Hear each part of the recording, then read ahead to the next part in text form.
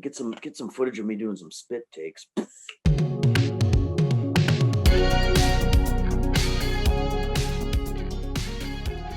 What is up, everybody? Welcome back to Taste Like Music. Jason, Joe, and Crams are here. Today is the final week of Jaskis kicking off. This is the month that I have chosen all of the artists, except we do allow our patrons on Patreon to choose one artist every month, and they're paying for it. So couldn't make the exception for my month. So what we did instead, I chose all of the artists that were on the poll for them to choose from by myself without Joe and Cram's input. So I had a tight battle this month. I think it was decided by like 3 or 4 votes. Prefab Sprout overtook 10cc. So Prefab Sprout is what is on tap for today. A band that I only recently started getting into, maybe a year or 2 ago. Steve McQueen made my 1985 Albums of the Year list. I've also checked out several of the other records. Jordan the Comeback, enjoyed a lot. I think Wild Horses made my Songs of the Year list. So I've been dabbling, but there's still quite a bit that I hadn't gotten to yet. How about you guys? I knew them because I was struggling with 1985, so I was just listening to everything possible for Album of the Year series. I don't even know why they just showed up on the list, so I put them on. Like Steve McQueen, it didn't make my top 5, but I felt like it should. So I don't know. And then after that, I never explored further. I just kind of forgot about him. So this was a very, very interesting week, and I just got to say thank you for the voters for not picking 10cc and picking Prefab, because that's all I'll say. I gave a lousy listen to Steve McQueen when we were doing Songs of the Year because everyone was raving about it. But you know, lousy listen as in like I had it on, but I don't remember paying attention to it too much. But this was a very interesting week, and I'm excited to see what yins have to say about it. Before we get into it, make sure you hit the like button, subscribe to the channel. If you're new here, we cover a different band every week, rank the full discography in one video, and then the very next day we give you our top 10 favorite songs by the same artist and have a third discussion video on the third day. We also do reviews here of new releases and all kinds of other stuff. So if that's the kind of content you're into, make sure you're subscribed so you don't miss the videos. And without further ado, Prefab Sprout, 10 albums. We are counting I Trawl the Megahertz, which was originally released as a Paddy McAloon solo record and then reissued as a Prefab Sprout record as he originally intended. So there you go, 10. Let's get into it. Who's starting? A pretty spectacular discography overall. I definitely need more time to listen to some of these. I feel like this one I've listened enough. I got Andromeda Heights at the bottom. This is their 6th album, 7 years after Jordan the Comeback. And this ain't no comeback. This is just a really like overly syrupy, too adult contemporary. All the cool synth sounds have been replaced by like rote 90s synth sounds.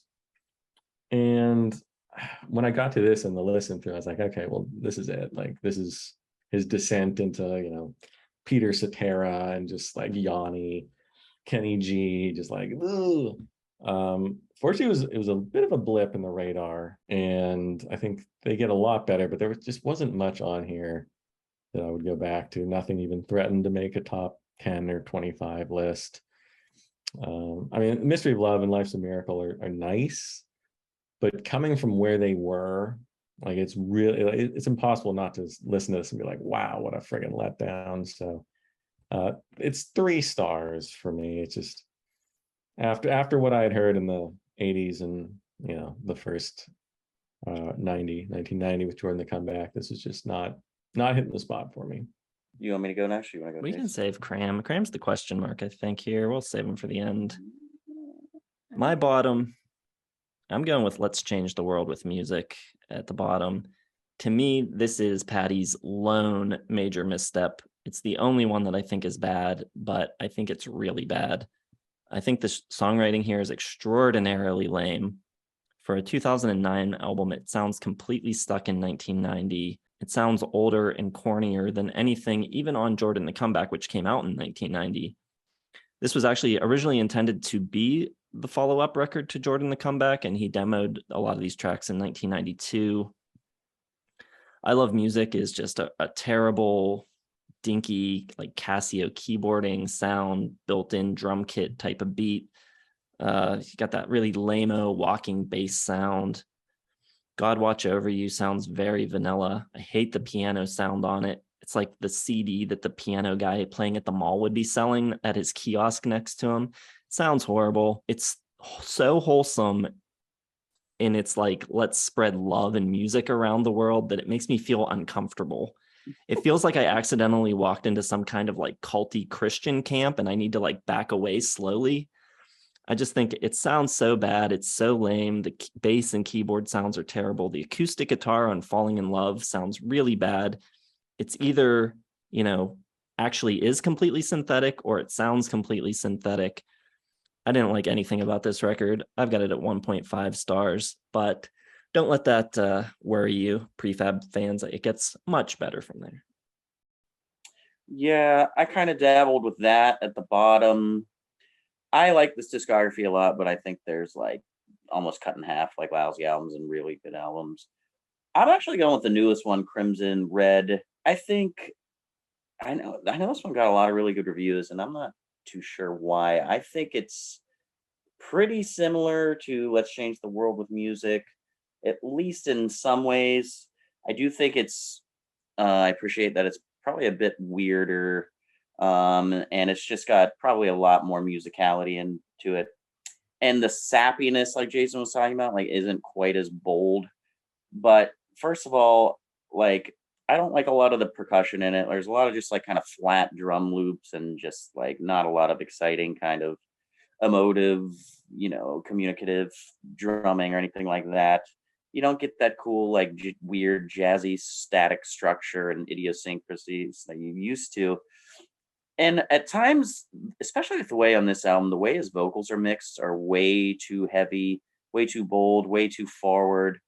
And it almost has like that Disney quality where you think like any second he's going to be like doing an Alan Menken, like Magic Carpet Ride type of like belting out wailing song.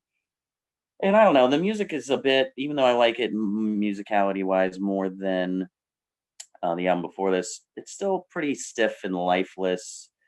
I do think Adolescence kind of has a charm to it because it's so like Romeo and Juliet, and he's like in the Capulets and but it's still like just a little too much like musical theater-y for me. Devil Came a Calling is kind of cool, but a lot of it just like doesn't have like any of the cool weirdness or unexpected like pop tunefulness. It almost like I'm just gonna keep saying like Disney-esque. Like it's just so like just so sugary on your tooth that it makes you just kind of like, oh god. And like I feel like he had been doing this up to this point for a while, but like when he first started to do it, it was almost like, a wry wink, like ha ha ha, this is so corny. But now it's like he's been like captivated by it, and it's just too much, and it doesn't have like a lot of the catchiness in the hooks, and it's just not quite strange enough and a little bit too corny. So I'm just going with 2 stars for this. All right, my number 9. This will be, I don't know, controversial, I guess. But if you know me, it shouldn't be a surprise. I got I Trawl the Megahertz, and I think it's a good album. Like I do not think in any way it's like a bad album. I don't think it's too esoteric or too weird. I just want Paddy's vocals. Like that's not like 75% him and Wendy.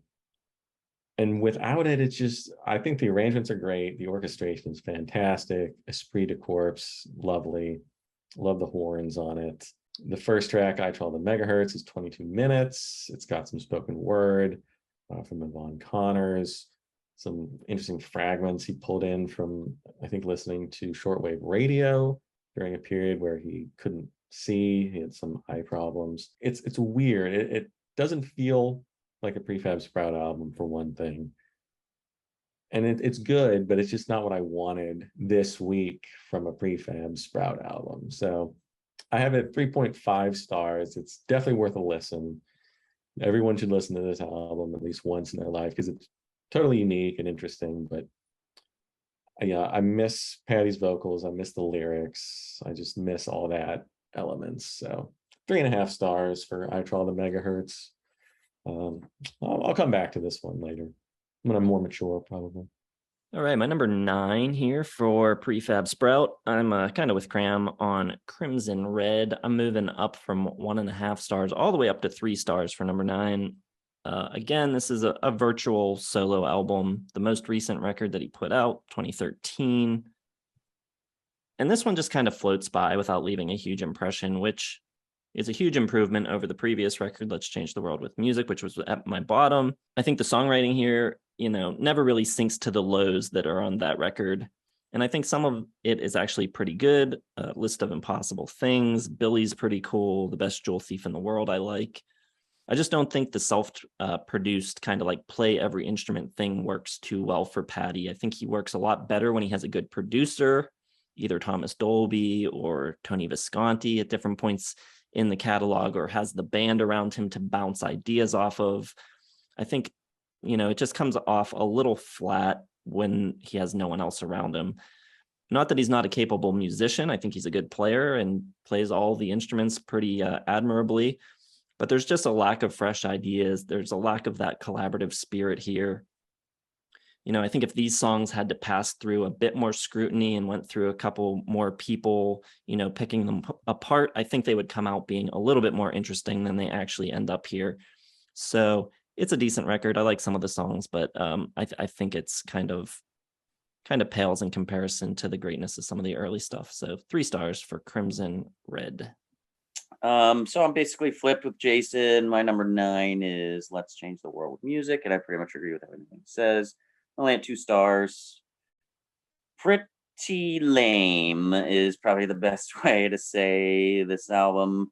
It's like really like glossy, glazed over 90s soft rock gospel. We are the world. Hold your hand and make a circle around the universe. Whatever you want to call it. Yeah, Jason's right. It's got weird, overly sweet, culty vibes. Like, you hear him preach. Like, it's really preachy.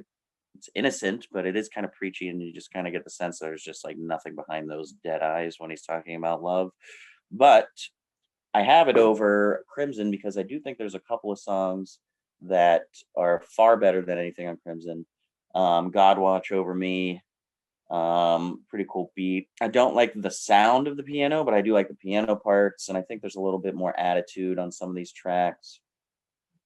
But the big problem with this era is there's just too much slow, sappy ballads. And not that there's anything wrong with writing that, but the strength of their catalog is, getting this really cool, unique musicianship through the writing. And when you're just doing these simple kind of ballads, you're not playing to your strengths, and you're not letting those sort of unexpected, wild, jazzy, kind of weirdness come out, which I really like. Like their version of pop music in the 80s is just the coolest friggin' thing ever. And there's nowhere to be seen here. It's sappy. It's not very peculiar. There's kind of like a charming romantic breeze throughout, and there's a little bit of hop in the step here for me. But yeah, I'm pretty much with Jason. Not for me. 2 stars. Let's Change the World with Music. Okay. Yeah, I'm not quite at that one yet. Interesting. Although I agree with many of your critiques. My number 8 is going to be Crimson Red. It's a mature album that doesn't have, it doesn't have too many surprises. And that's kind of what I missed about like all of these albums have so many weird like left turns and surprises that just come out of nowhere to blindside you. This one kind of feels like a greatest hits without the hits. Like this is like all the tried and true Paddyisms lyrically.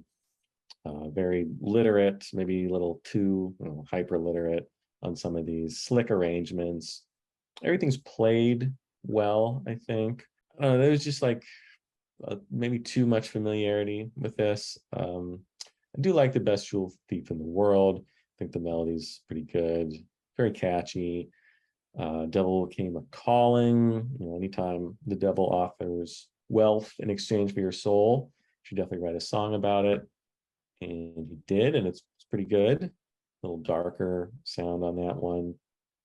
And I like the old Magician. It's a really nice, warm guitar sound, like the strumminess to it. And there's plenty of little things that make this a good album, but I don't think it's a great album. And the discography full of great albums. This one just it's still 3.5 for me. It's upper 3.5, but it's not one when you have a wealth of albums to choose from, I'm not going to go back to Crimson Red. It's just doesn't have it for me. So a nice album, no means embarrassing, but 3.5 stars. All right, my number 8 is I Trawl the Megahertz. I have a lot of the same comments that Joe did. Don't have a whole lot else to add. Like I said before, it was intended to be his solo album. Eventually it was reissued as such, a dramatically different type of record. Apparently he was like nearly blinded for a stretch of time where he had like both of his retinas detached. So he was listening to shortwave radio and documentaries and pulling audio from them and kind of building the compositions around the recordings. I don't know. It's pretty much all instrumental, and there's a lot of classical influence on it. It's practically a classical record. The live orchestrations are really well done. They sound great. It's a very personal record. I think it's really interesting. It's well done, well made. I have an immense appreciation for what he did on this record. There's some great trumpet playing on it too. I think the trumpet is really a standout on this record, especially on Fall from Grace. Just really lovely playing. I just, like Joe, I don't see myself returning to this often. Not only is it not what I want from Prefab Sprout, but it's also like not exactly what I want if I'm going to listen to something quiet and reflective. I'm probably more likely to go to like a Nick Drake or even like jazz, like Kind of Blue or Chet Baker or something. Like, I don't see this being like top of my list. It's just not what I normally like or listen to. But I do think it's good, and I think it's well done for what it is. So 3 stars for I Trawl the Megahertz. Yeah, I pretty much share that opinion, but I liked The Gunman and Other Stories less, so that is my number 8. This one, pretty different, sonic texture here. We're going out west. We're going for like that kind of like ghostly cowboy vibe a little bit here, a little bit of a country folk sound, but like still in that kind of posh, glossy kind of way. And I don't really know if it works. I do really like some of the playing on here. There's some really cool guitar work. There's some cool everything pretty much. And this is probably the last album outside of Megahertz where you get instrumentation that really sticks out. I don't think it does in the last 2 albums like we talked about. But it doesn't really seem inauthentic. And as much as I love his voice, I don't think his voice fits this vibe like at all. Cowboy Dreams is okay. Some of it's kind of like smiley and funny, and I don't know, it seems like a Western cowboy sitcom, like intro music or something. It's still kind of corny and sappy and silly. I do think Streets of Laredo has some really cool piano. Not necessarily the sound of it at times. Like there's just some sounds on here that just seem really hokey. Love Will Find You. Love Will Find Someone for You is bad, even though I think the guitar solo is great. So it has moments that kind of shine for me. I don't know. I just feel like this is where I don't mind Andromeda as much as Joe did. So I think this is where he started to kind of go off the deep end a little bit here. And it's kind of just, I love their weirdness. I just think this is like a weird decision to make like this album sound the way it does. Like their shtick is awesome. Their weird shtick is great, but they got to stay in their lane. This ain't their lane. The title track, which he had gifted to Cher previously, I didn't know about. A little too slow. He's getting too much in that soft rock. And Joe was like, yeah, I was trying to pinpoint like who this kind of reminded me of. And like Yanni is like a great kind of throwback. And this is like him doing Yanni doing cowboy. And it's just, there's just too much. It's just too much and can't wrap my head around it. So I like some of it. I'm close to 2.5, but I'm still at 2. I think these are pretty poor albums down at the bottom. So Gunman and Other Stories. Let's Change the World with Music is my number 7. And I totally agreed with you guys at first. First time I heard this, I was like, what the hell? This is so corny. It felt like, church group. Like there's way too much God talk going on, not enough rocking. But it was was like so bad in my brain and like lodged in there that I was like, okay, I gotta give it some more chances because there's just no way it's that bad. And I went back and I don't know, the next couple times it kind of grew on me. And it's just so sincere. And I just feel like he believes it so much that it kind of worked for me. It kind of flipped on its head. And even though like it's so 90s sounding, like Jason said, it was recorded in 93 or so, about 92, 93-ish, whatever. So you get like a lot of those bad early 90s sounds. Like there's a opening rap part in Let There Be Music. It's like so white R&B, like kind of, and they were always dabbling in that, but like they finally like went over the hill. And it very smooth. The 90s production just makes it worse. But then I don't know, like Ride with Jesus, like it's kind of Christian rock, but there's some doubt in there. It's not like a tacit endorsement of religion. And then you start to get some cool songs like God Watch Over You, even though like it has programmed drumming and I miss the real live instrumentation. I don't know, there's just something there that's very interesting. Same with Music as a Princess and Last of the Great Romantics. It's very theatrical. Cramser was talking about like the Disney, like Alan Menken, like about to like bust out. Like I like that. Like Cramser hates that, but I dig that kind of stuff. I like Disney. I like Menken. I like that really theatrical sound. And you got some cool gospel coming in as well. I think Sweet Gospel Music is great, just really pretty. And I think if this album had been made in the 80s, it would have been great because the production would have been better. If Thomas Dolby had his hands on it, I think it would have been pretty darn good because I think the songwriting's pretty good. And I think it's just really the production that kind of holds it back and maybe a little overly syrupy. It's very, you know, it can get a little cloying, but I think I like it. So it's still at 3.5 stars, but I don't know. I didn't hate it, so I don't know. All right. My number 7 is Andromeda Heights, a 7-year gap between albums. I don't think there's a huge shift from Jordan to this. He's still just kind of doing his thing, but nailing the sound is such like a tightrope balancing act for this band. And I don't think this one quite nails the formula the way Jordan did. And just slightly missing the mark makes it dramatically worse, I think. I think Dolby's production just brought that little extra touch of interest to the sounds, and this one's missing that. I think it's still a good sounding record. I think there's still nice melodies. It's just a little boring and a little cheesy in spots. All of the albums are pretty soft, but this one feels soft, like soft rock in all the wrong ways, where Jordan still sounds fresh and cool in 2022. This one sounds dated to almost a decade before it came out. It sounds like a 1988 record or something. There are some bright spots. Whoever You Are, I think, is really gorgeous. Timeless melody, beautiful orchestration on that track. The Fifth Horseman, I think, is a pretty good song. It's not a bad album at all, but it just kind of floats by as pleasant background music. And there's not much on this record that really made me go like, wow, that's a great song, or whoa, that's a cool part, or that's a great arrangement. It's just pretty bland and unremarkable. So Andromeda Heights, 3 stars. All right. My number 7 is I Trawl the Megahertz. I'm pretty much with you guys. And I'm usually the one that likes these kind of, film score-esque, classical, non-lyric, non-pop structure kind of albums the most. And I do think it's interesting. I have it at 3 stars. I wouldn't say I would go back to it. I guess I am saying I would go back to it. I would go back to it. I would, but like it almost like doesn't matter like going back to it and just like doing it start to finish. Like I would just put it on and just have it around for sure because it's really well done. It's very pleasant. It's just easy on the ears.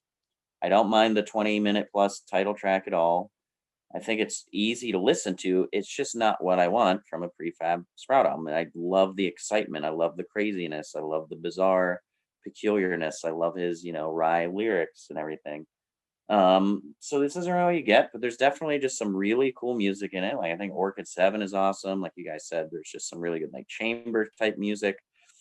But also like it's almost never going to be something I can love, because even albums like this that are almost entirely, just instrumental, this isn't the sound I want. Like it's, even if it was a film score, it wouldn't be the kind of film score I want. Like you don't get the sweeping, emotional strings and stuff like that. It's almost more interesting than that. So, I like to react physically to music and really immerse myself and lose myself. And a lot of this album, you got to like kind of concentrate on it a little bit too much to really relax and have it be like an ambient kind of experience. But it's definitely really cool.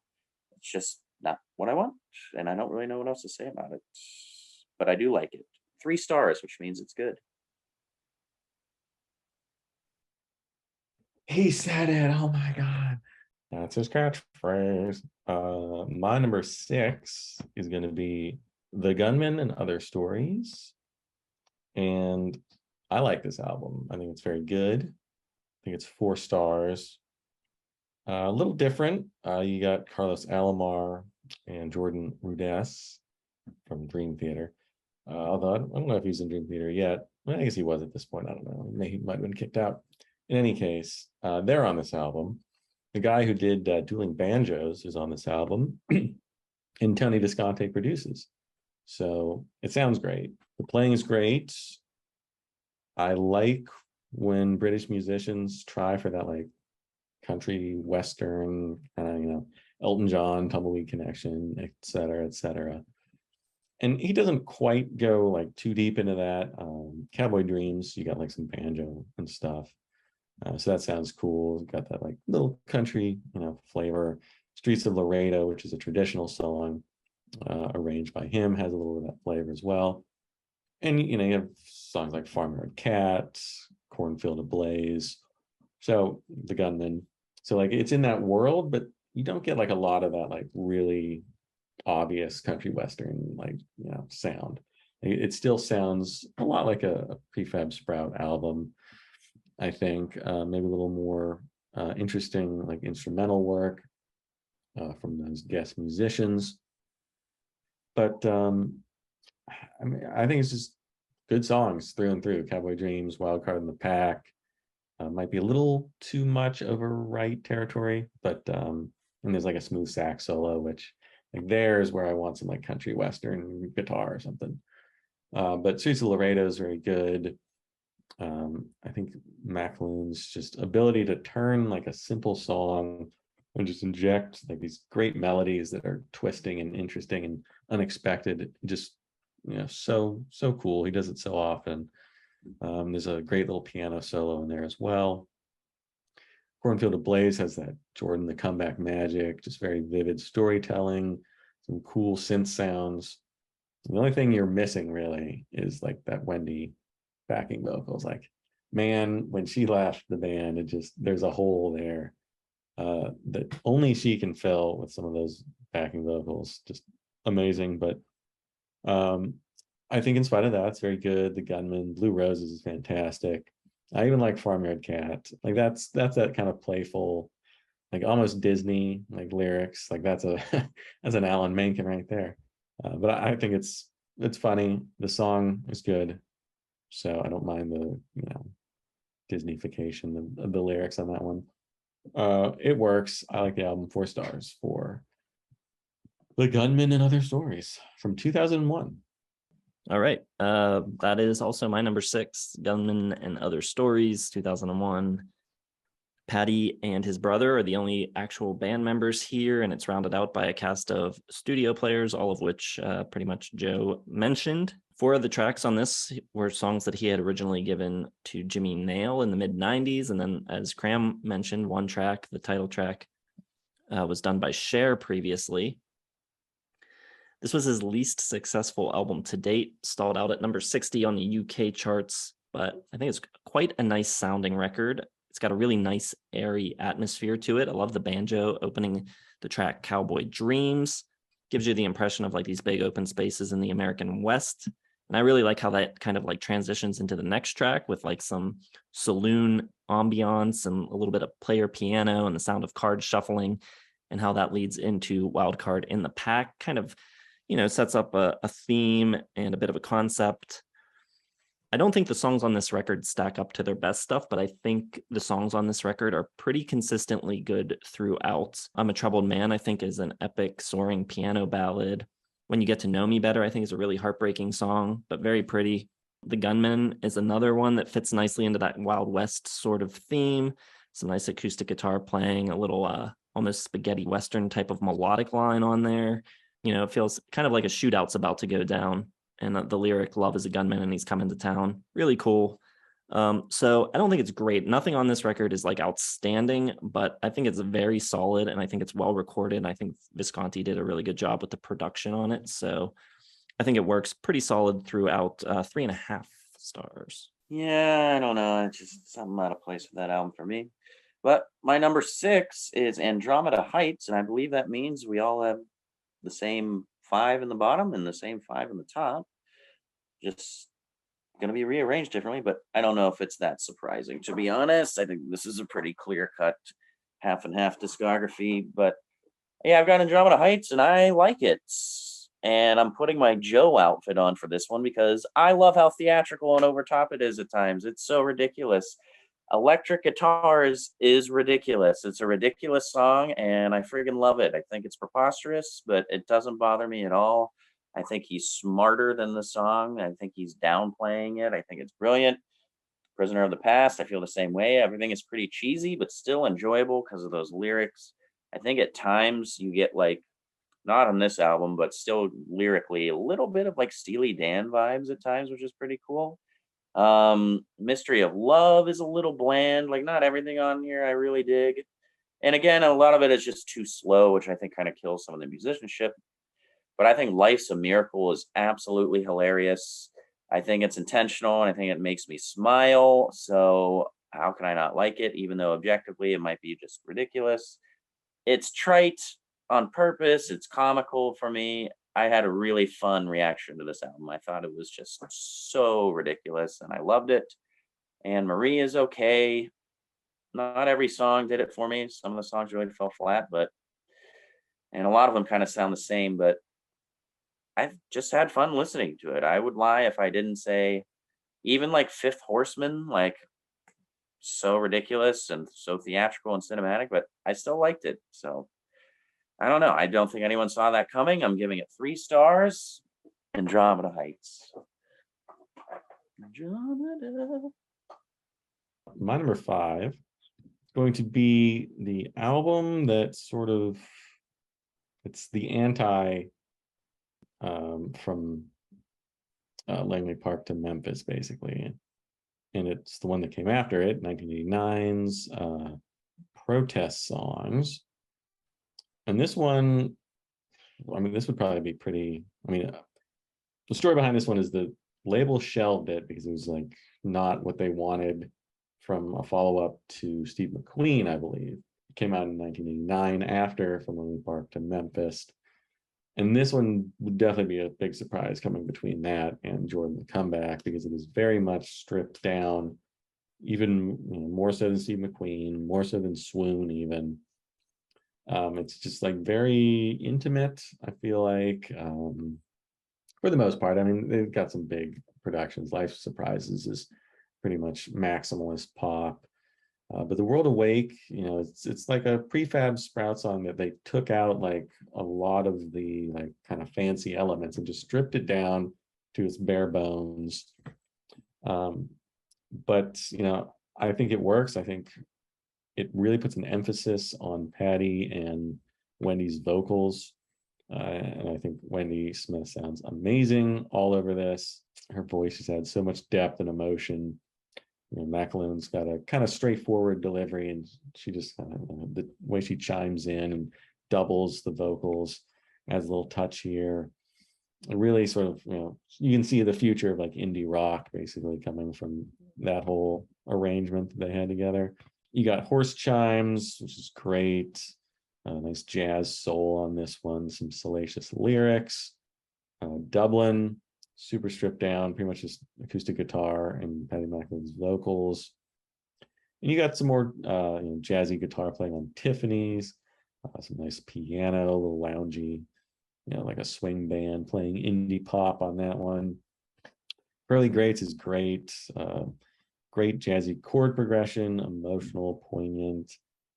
And, the songwriting on here is very strong. The arrangements aren't as lush or, not as luxurious and kind of just everything all at once, all these little extra sounds that you get on some of the first albums and some of the albums after this. But, it works because it really shows off the good songwriting, the good playing, the bass and the drums. Neil Conti's work is great all over this. So I think this is a very good album, another 4-star affair, and a nice change up. It's like a palate cleanser coming after Langley Park and before Join the Comeback. So you get some of the maximalist pop off and get a nice, more intimate, acoustic flavored album from them. All right. Yep. That's my number 5 as well.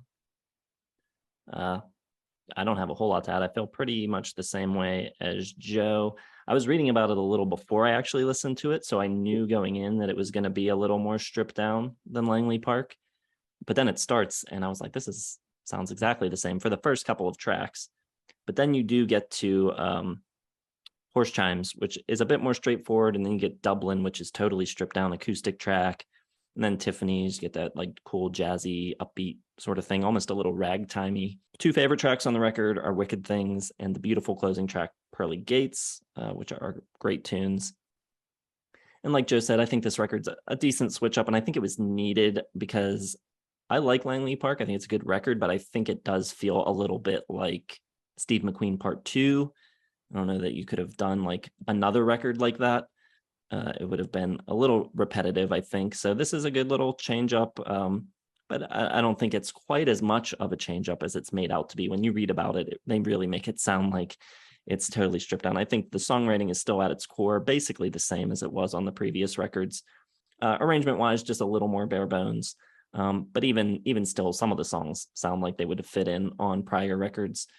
So yeah, a good record, 3.5 stars, protest songs.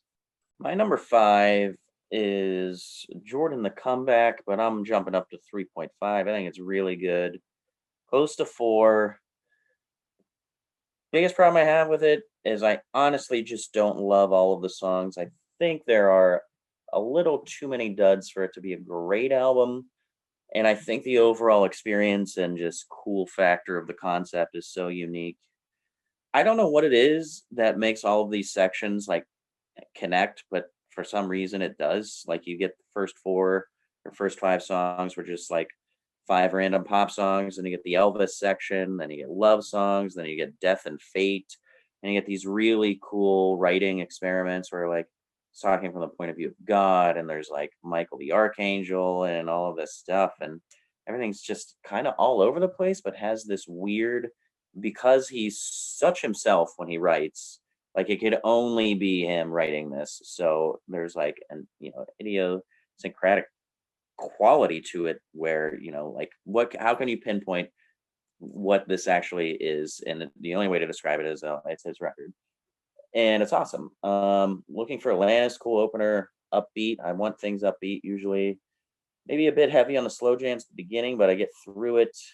And I think you can kind of tell he's getting a little bit too close to the soft rock, which he eventually does. But it still works here because it's like really beautiful and powerful and soulful and emotional for the most part. We Let the Stars Go is great. I love the Patty Joe line and the harmonies. Carnival 2000 is beautiful. It starts with like that Spanish guitar and horns, and then it gets really festive party jam. And, we're still in this era where all of the songs are just so unexpected and have all these twists.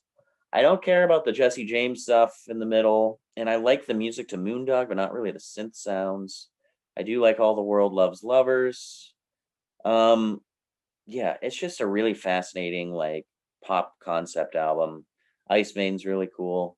I think he needs a little bit of a jolt, a little bit tightened up, and it might be a little bit long, but overall, I think it's a really good record. So that's my number 5, 3.5. Right. Number 4 is going to be Jordan the Comeback. And I agree with Cramser for the most part. It's long. It's very long.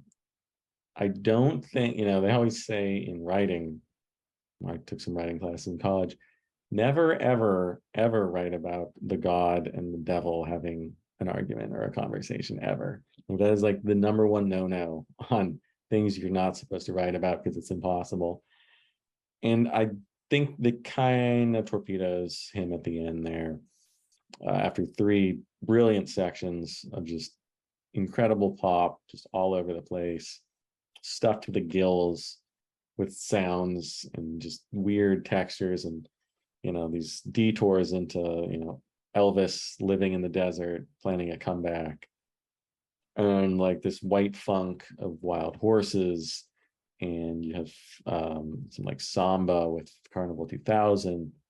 You have 2 songs that are inspired by ABBA on here, and it's just like there's so much, and I think it all works until you get down to the devil and Michael talking to each other, and then I think it gets a little too much. It's a little too long. Paris Smith's nice little playful love song, All Boys Believe Anything, stands for ABBA. It's a fun little fact there. Ice Maiden, inspired by Agnetha Fältskog of ABBA, which is great. ABBA and ABBA. Can't get enough ABBA there. The Jesse James section is fun. I like the symphony and then the bolero. Love that synth sound. And there's so many cool synth sounds on this album. Every track has like a new, different sound. And for 1990, a terrible year in general, but I mean, this one's inching up into the top 5. It's close to it. Maybe not quite there because of that last section, but some of the songs on this album are just completely unique. You'll never hear anything like them ever from anywhere else, which makes it great. It's a high 4 stars, but still 4 stars for me. For Jordan the Comeback, also a terrible name.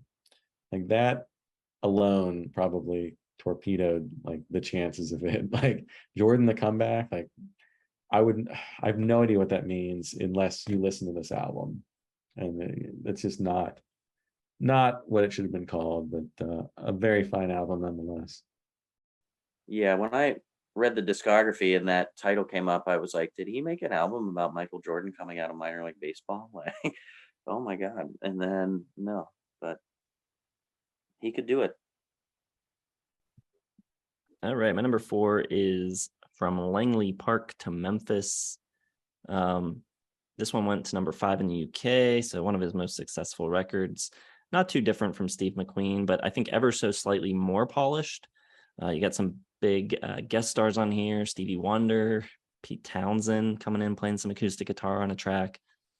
Cars and Girls, I think, is a great song. I think I Remember That, also very cool. The verses on that are really slow. It feels like they're playing them too slow and it's like sluggish, but it just works so well. It makes the chorus hit so much harder. Those great backing vocals and horns come in, just really lifts, and it's really memorable, good tune. There are songs though here that don't work quite as well for me. Enchanted, I don't think is quite as good. It's got this kind of like Billie Jean-esque bass line and this weird like didgeridoo effect in the background. That track feels a little neutered, and it's not quite as unique as some of the other tracks and like stuff on Steve McQueen. It feels like it could be a lot of different 80s artists. Nightingales has that great Stevie Wonder harmonica solo, but without it, I don't know how memorable the song would be. That's kind of like the only cool thing about the song. Knock on Wood, I don't think is great, but Golden Calf is excellent. A great bit of like a heartland rocker. Paddy sounds a lot like Robin Zander on it, like 80s Robin Zander, which is really cool. So I don't know. This record's a bit of a mixed bag. I think the execution on Steve McQueen was absolutely perfect. And here, some of it feels a little too light and maybe a little too plain or a little too regular at times. Doesn't have quite as much of like his unique characteristics, but still some very good songs on it. I like a lot of this record a lot. So 3.5 stars still for From Langley Park to Memphis. I'm with Joe. It's better than that. Come on, man. All right, my number 4. I've got Protest Songs. I've got it at 3.5, and my 3.5 rides higher than Jason's. I think it's really good. I think Joe talked about some of the things that he liked about it are actually things that I don't. I don't like kind of the more stripped down acoustic feel. I want that posh pseudo intelligentsia, like glossiness that the other 80s stuff have, especially with the drum sounds here. I don't think the drum sounds really work for me here. It's too raw. I want that more processed 80s sheen to it. But the songs are still really good. World Awake, really fun and kind of goofy with those oh yeahs and stuff like that. And getting a little bit less off the pop that they were in the albums before this and a little bit back into sort of that jazz territory, which I think is really cool. I don't think that this album really has any weak tracks. Just don't know it as the highlights that their best material does. And there's not quite as much fun and excitement. Like when they're on, his vocals and everything are just so full of excitement and just like tons of charisma and so quirky and just bright.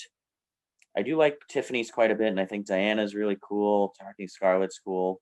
Just not quite as alive and not nearly as many great jams. So I can't say it's a great album, but I do think it's really good. My number 4, protest songs. All right, in the top 3. And my number 3 is going to be, this album came out of nowhere. Swoon. The hell is this? And not listening to these initially, like in order when they came out, like I think of Steve McQueen as like the template, like the basis, like this is what they sound like. You get something like Swoon, which is like super angular, weird. The melodies don't make sense half the time. Like things are just like darting off in different directions.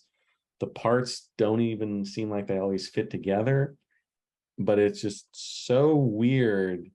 And it goes against like my normal things that I like in music, because things like don't resolve.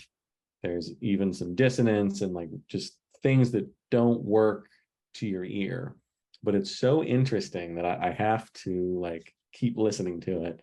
I'm a little addicted to it. And it's just so weird. I mean, Don't Sing, it's probably it's one of the more straightforward songs in the album. Definitely has one of the best melodies, but it still is like doing all this weird stuff you don't expect. And McAloon's doing like this Paul McCartney, like whoa, whoa, like weird part, the incredible whistle, like synth that comes in is just amazing. And it's just like all these incredible sounds that I didn't expect. You got some great jangly guitars, harmonica, the drumming, which isn't Conti, it's just some dude that they found, is incredible. And the whole album, like it's jazzy and weird and like doing all this crazy stuff. Q Fanfare has this incredible jazz fusion bass line, incredibly impressive, like using chords and double stops and like notes that you would not normally hear on a pop album. Wendy Smith has some great backing vocals. There's all these Bobby Fischer references and chess and stuff. So just right off the bat, he's like all this literate, like really cool imagery that McAloon's injecting into these songs. And it's just so interesting to hear it because it's not like anything else you've heard. It's very much like indie, well before that really had the meaning. And I don't know, maybe this is a gateway into that whole world for me. We'll see. Green Isaac, such a strange melody, doubled vocals, like they don't quite make sense in your brain, but they sound really cool. Here on the Erie has a great funky bass line, more just really jangly guitar, which is great. Cruel is awesome, just super ambitious pop. It's like halfway to Elvis Costello, but like he's also, he's singing about like a liberal guy who has like these urges that he can't express because he's like too liberal and, can't do it. So he's this woe is me kind of Elvis Costello character. I Never Play Basketball Now is great. Just weird, just so weird. Elegance is exhausting. Technique sounds like Arcade Fire. It's just bizarre. I can't believe this album existed until I heard it. So ahead of its time. 4.5 stars for Swoon. Just mind blowing. I shouldn't even like this album, but I do. So All right. My number 3 is also Swoon. This was worked on over a period of 7 years before they finally put a record out. Very cool album, like Joe said. I think it already shows Paddy's unique brand of pop songcraft. It's on full display here. Saw one review that called it the Steely Dan of the 80s. And I don't think the recording or the musicianship is quite on that level, but I do think there is some validity to that comparison. I think there's a certain complexity to the compositions and an intricacy to the arrangements that kind of lands them in a similar realm. I suppose it kind of lands in what you would call sophistopop, but I think it has a lot more character and identity than almost anyone else in that genre. Very cool, unique, identifiable. McAloon writes really cool, interesting lyrics, always conjuring great imagery in the mind of the listener. Just a song title like I Never Play Basketball Now is so unique and so against the grain of basically anything in the 80s. And hearing Green Isaac blew my mind because the Format have a song on their record Dog Problems called Pick Me Up that interpolates it and takes that chorus. And when I heard it out of nowhere, not knowing that it came from Prefab Sprout, it was quite a revelation to me. I think the production, the writing, the singing, I think all of that improves going forward, but I think they're really onto something here. They have a really unique vision. Basically that vision is already fully formed here. It's a great introduction to the band. It's a little stranger than their stuff they would go on to do in certain ways, but very, very cool. Like Joe said, I've got it at 4 stars. Yeah. 4 stars for me as well. I think it's great. Agree with pretty much all you guys say. There's so much to unpack. They sound a little bit like a lot of different things, but at the same time, unlike anything else, get a little bit of Tears for Fears in there. I'm shocked Joe likes this album, to be honest, and he pretty much admitted as such, so props to him for that. Maybe it is a gateway album. But yeah, these just fun, quirky little indie pop pioneers. The songs are so unexpected and they take the coolest turns. There's like this stylish intelligentsia, sophistopop, sleek jazziness to it all. It's a little synthy. It's got phenomenal bass work. Love the lyrics. The Bobby Fischer part and cute fanfare is so cool. There's like an abstract quality to it as well. Very unique. It's very posh. Green Isaac is just like this hipster Steely Dan song to me. I think it's totally awesome. It's like Pitchfork swallowed Steely Dan and vomited them out. And this is like the album, in the 80s that they would do. And the songs just have this almost like menacing kind of musicality to them because it's so boldly just doing whatever it wants, but making sense out of it at the same time. Like it's so complex and like computing itself. It's so cool. But there's also a naturalness to it. It's very hard to put my finger on. Very fluid, very funky at times. There's something just so idiocentric going on with McAloon. He's just you get a sense like his mind just doesn't process things like the way everyone else's does. Like there's something a little bit off with him, probably a little bit. And that's just like why his songs come out the way they do. Like the verses can be so deliberate and then he takes a breath and then something completely out of left field happens. It's so weird. Cruel has those really cool like Martini bossa nova vibes. Everything's so vivid. Elegance is super cool. Like I don't know, like it seems like they're like, do they even like this music that they're doing or do they just know they can make it? It's like really unusual to me. They're like, we can do this album because no one else can. And I don't even know if we want to do it, but we can, so we are. It's very cool.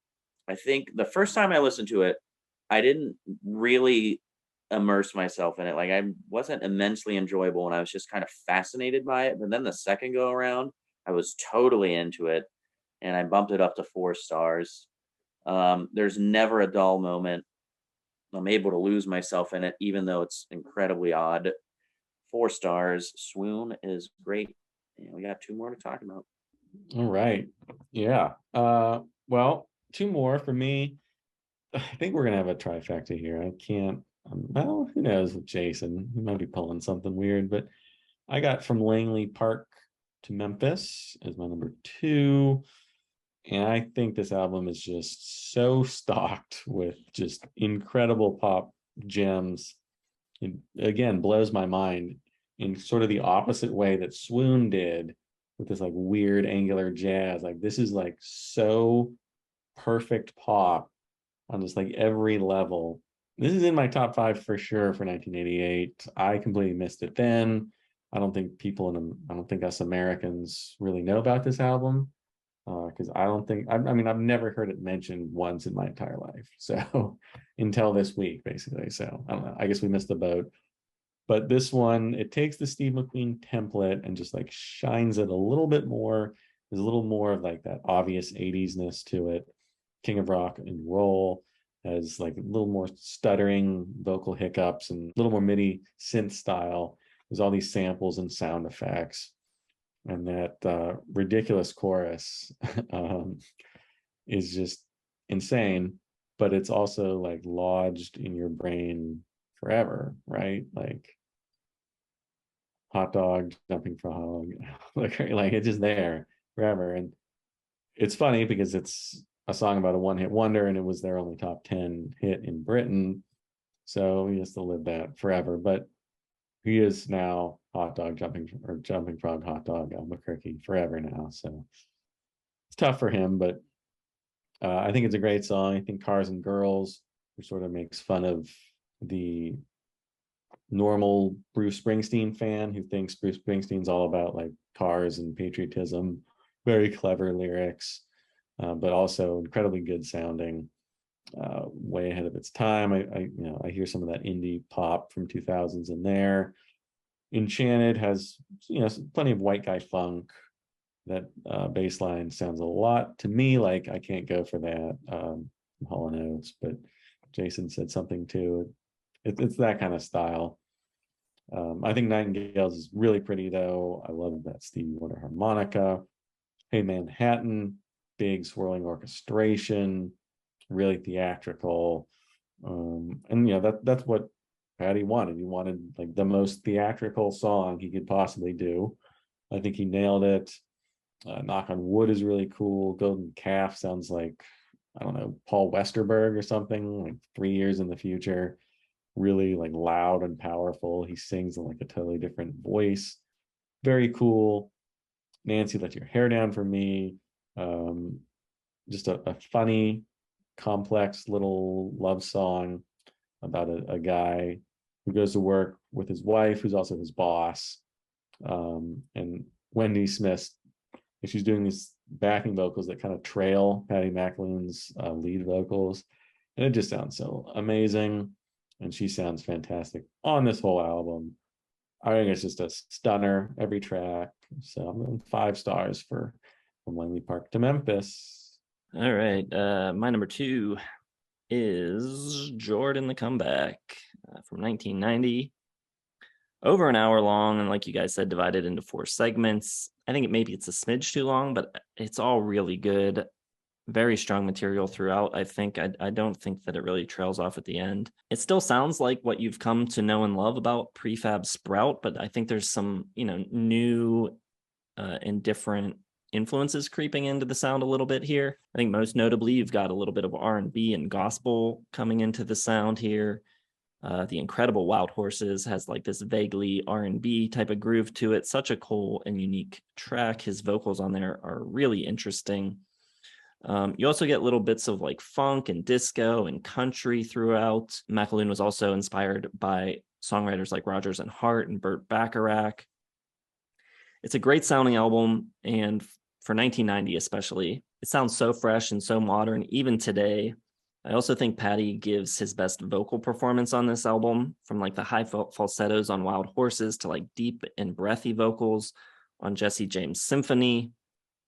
He gives a really pure and beautiful performance on the song Mercy. Other great tunes include Moondog, which has some great piano on it. All the World Loves Lovers has some great bass work on it. The Ice Maiden is a great track, fantastic arrangement, great production. Wendy Smith with some great vocals herself on there. The song has such a cool groove, somewhere between rock and R&B. I love the Wedding March too, which is like this weird old-timey music hall type of thing. Doo-Wop in Harlem, I think, is a great closer. Like I said, it's maybe a little on the long side, but there's nothing in particular that I'd want to cut. Lots of good songs, lots of good variety, different styles throughout, great production. Sounds way ahead of its time. And yeah, I guess we'll see how many top fives for the year we can alter in this single episode, but this is now in my top five. Not just scraping my top five of 1990, but it is now my number 2 at 4.5 stars. A year without any 5 stars still, but just a little below my original winner, Bossa Nova by the Pixies for 1990 for me. 4.5 stars for Jordan, The Comeback. My number 2, and I'm up to 4.5, and really want to give it a 5, especially after Joe did. I've got From Langley Park to Memphis. Loved his review on it. Pop sensation after pop sensation after pop sensation, but it's not like mainstream radio pop. It's weird and like it's like in a slightly different dimension. Like it's just so cool. King of Rock and Roll is awesome. Like McQueen and Swoon were like a little bit weirder than this, but they're still like, it's still definitely not mainstream.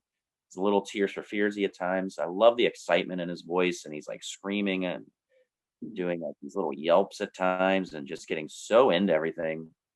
Cars and Girls is great. He just excites me with his singing so much. I get so into it. I think he's just fantastic. I remember this cool little Hush lullaby, and Chance It is awesome, and the bass is awesome. Nightingales is like the cheesiest 80s like Christmassy like mall keys, but it works so well. Hey Manhattan, Full of Life. Love the guitar and 50s Flare to Golden Calf. There's a ton of variety. None of the songs sound like each other. You don't feel like you've heard anything like these songs before. They're just these perfect, great little weird pop tunes. I don't really have much to add. Joe already didn't say, so 4.5 is my number 2, and that means we've got the trifecta. Yeah, Steve McQueen, the winner today, and God, it's pushing Hounds of Love for number 1 for 1985. And I feel like I always should have known this, like when I was listening to it. There's something like I thought it kind of trailed off at the end when I first listened, because the first 4 songs are so unbelievably good that nothing could follow them. Like it's an impossible act to follow. But after listening like 12 times to this album this week, the rest of it does hold up very well. It's not quite as good as those first 4, but there's some really great songs. Starts off with Fair and Young, which is, it's such a change up from Swoon in some ways, because it's super catchy and melodic and everything resolves nicely. And it has like all the elements of Swoon, but it's just like channeled into this like perfect little pop song with these like country western little accoutrements. You got a little strong, a little banjo in there. And like there's so much stuff going on. And it's kind of the same thing was going on in Swoon, but it just like works now. Like it just perfectly come into this beautiful pop song. McAloon sounds fantastic. The production is unbelievable. Wendy Smith's backing vocals are perfect. You got a next track, Bonnie, which tops, Fair and Young. Just the sound of it for 1985, especially when like everybody sucked at producing in 1985. Like this album just completely stands out, almost alone, for just how good it sounds, how good the instrumentation sounds. The songwriting is fantastic, and it doesn't sound dated at all. Like not even, there's like one keyboard sound on this whole album that's like, okay, 1985, but like everything else is just like so timeless. And I think Cramsey said like from a different dimension. It just doesn't exist in like the pop sphere that we're used to listening to American radio. Appetite, I think, is the one that has that right at the beginning. Like there's a synth that's like that's the 80s, but then everything else about it sounds super just like good. Such a pretty chorus, just oozing with emotion. And When Love Breaks Down, perfect pop song. And then after that, it's like okay, you can't follow those, but Goodbye Lucille number one's pretty good. I think they changed that one to Johnny Johnny when they released it as a single. Hallelujah sounds kind of like something on Swoon, has a little more of those quick changes in direction, a little more Elvis Costello-like, a little jazzier. The Turkey Hungry Chicken Free line and Moving the River is very odd. Like that's that sort of Paddy McAloon humor that pops in. And this one's definitely a little more serious, I think, than the ones surrounding it as far as lyrics goes. For the most part, I mean, Turkey Hungry Chicken Free, it's pretty weird. But for the most part, like it's a pretty straightforward lyrically from him. Desire As is great, more jazzy, wonderful textures in there. I've got six things on my mind, you're no longer one of them's a great line. And some really great organ and wavering synth on When the Angels, really cool. A little more of that humor pops in on that one, but really great jazzy sophisti-pop number. And you know, everything on here, the bass playing, the drumming, I don't think we've mentioned Martin McAloon at all, but his bass playing is great, and Neil Conti's drumming really great as well. Fantastic playing, obviously that helps. You know, even when McAloon gets a little crazy with those lyrics and a little out there, the playing and the production really just anchors it into great pop music. So 5 stars for Steve McQueen, 1985. Probably I'll say my number 2 for 1985, but great album. All right. Yeah, my number 1 as well. Really great. I think it's a little bit tighter and more concise than Swoon. Stronger melodies, better singing, more dynamics. Dolby's production on it is just right. It's like light and airy, but it never gets too like wimpy or cheesy. He's got like a really, really deft touch on this. The first, I have written 3 tracks, but you could throw in the fourth, are just so ridiculously strong. And it does make it feel front loaded. But like all of the tracks after that are as good as songs that would be on a normal great record. And then those ones at the beginning are just like all-time great pop songs. So even some of the stuff later in the record is really, really good. Some of the less immediate tracks like Horsing Around are great, which has a great arrangement, some fantastic drumming on that track. The synth sound on Desire As is fantastic. Joe mentioned them kind of influencing a lot of indie music in future years, and I think that synth sound sounds like Porch's 30 years earlier. When the bass comes in, that track has such a big full sound. It's so moody, really cool. Blueberry Pies has like an almost R&B or hip hop beat on it, which is very, very unique for the time. And I like that they bring the energy back up right at the end before closing out with When the Angels. Just really excellent, great songs, super creative, super unique. They sound kind of familiar, but they're unlike anyone else. I've also got this at 5 stars. Still in my top 5 for 1985. Yep. 5 stars, number 1. What can I say that you guys already haven't? Yeah, it seems front loaded because 3 of the greatest pop songs I've ever heard in my life. And then if you cut those off, it would probably still be a 5-star album. So yeah, we're dealing with that. Joe, does it stack up to the Joshua Tree for the best first 3 tracks on an album ever? Like, it's tough. But I just love this sophisti-pop, this posh jazziness. All the songs deliver. The production is perfect. It's immaculate. It's like cold but warm at the same time. Like it's very robust, but also sleek and kind of icy, synthy, but like pungently still like pop rock. It's like everything. It's perfect. Piano and the bass and everything just oozes confidence and cool. Goodbye Lucille, really, really cool guitar. I love the lyrics, especially in Moving the River when he says, "Here you got a new girlfriend, how's the wife taking it?" And just so much character. There's like a cool poetry to the way it moves, like a Blueberry Pie. I don't know. You guys have said so much. It's 5 stars. This is a 5-star pop record for every reason. It's awesome. I don't often go back and say this is moving in for 85 or whatever, but it might. I don't know. We'll see. Well, there was a lot of chatter on our Discord this week about people expecting Cram to not like this band at all. And often people will say that the best episodes on our channel are the ones where at least one of us disagrees. But occasionally, it's nice to have us all come together and, sort of show that we can recognize great music together. So yeah, this was nice, at least at the top, us all going high 5 stars.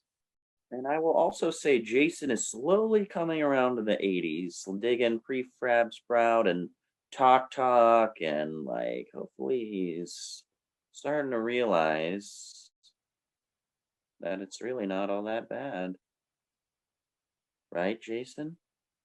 I'm finding some stuff, but still, it's not even like close to the 70s. But yeah, there's always good music in every year. I've said that before.